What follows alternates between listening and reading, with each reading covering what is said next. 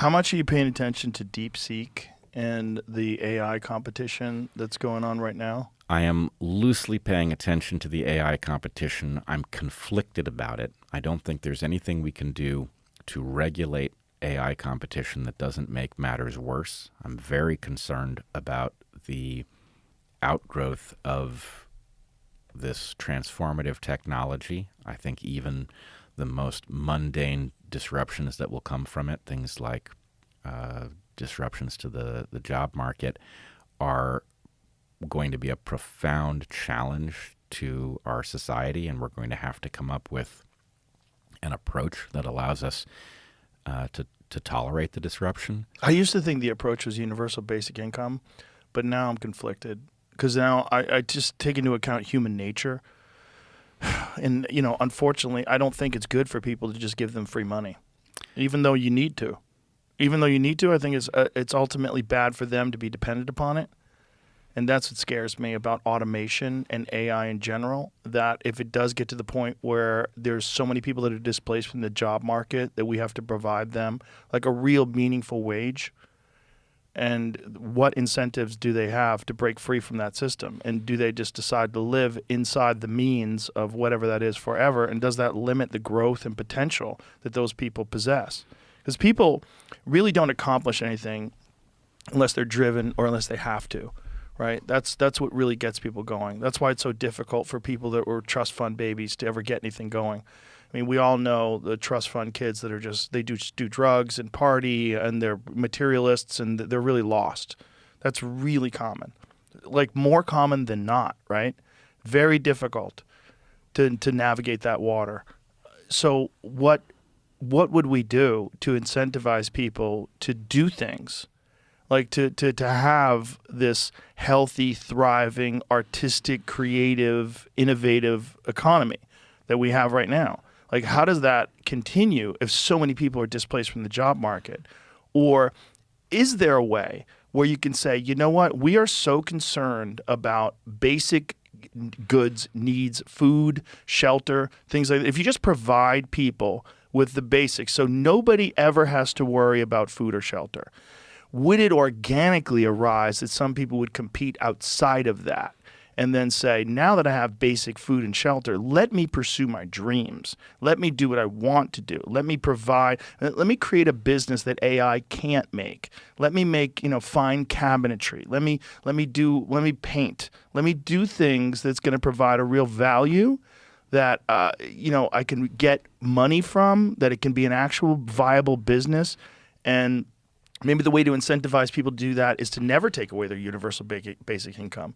So it's not like welfare, where one of the things, like my family was on welfare when we were young. And when they got off welfare, it was like a nice thing to know that we're providing for ourselves now, but you have to do that. You have to break off the system, and then you don't get the checks anymore. But what if the people just keep getting universal basic income and we just rewire the way we think about food and shelter? We think about food and shelter as just something that everybody should have. Not like tons of money, not indispensable income where you can just buy fucking junk food and garbage and do cocaine all day. But have enough where you can live.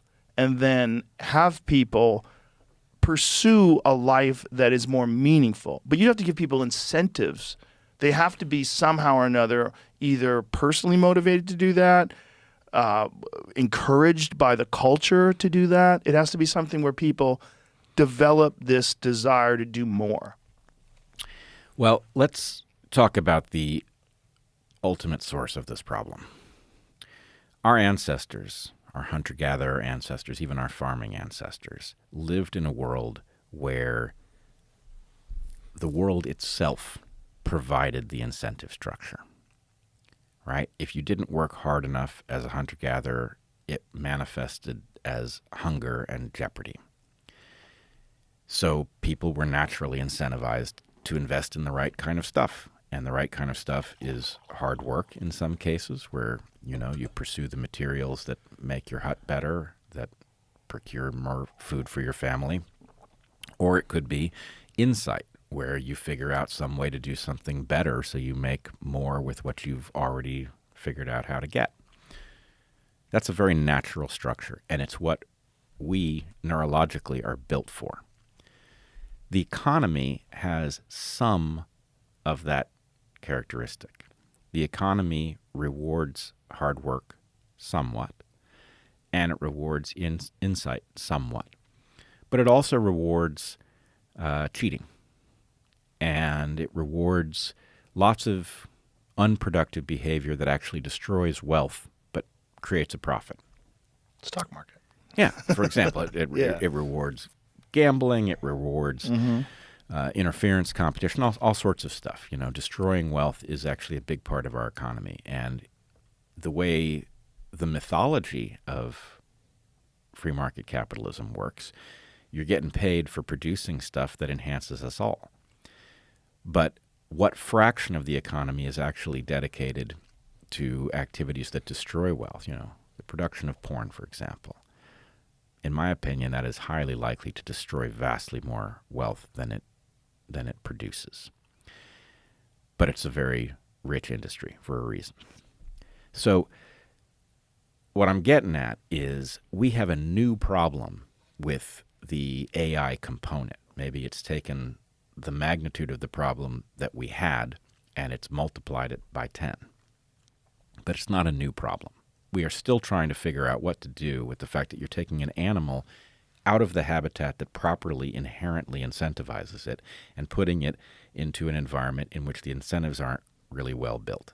And I agree with you. Whatever sympathy I may have had for the idea of universal basic income is gone, because I do think it would produce at best a kind of learned helplessness that's unproductive. A dependency. So that's scary. Right. So what we really want is a system in which whatever the new opportunities are going to be in the world where AI is available everywhere and very sophisticated, we want people to figure out how to leverage it on our behalf. And mind you, we could have the same conversation before the World Wide Web, and we could talk about, well, what's it going to be like when you can source information from anywhere? What kinds of opportunities is that going to create? And can we incentivize people to figure out what those opportunities are? Yada, yada, yada. So the AI version is the same problem, but at a different order of magnitude.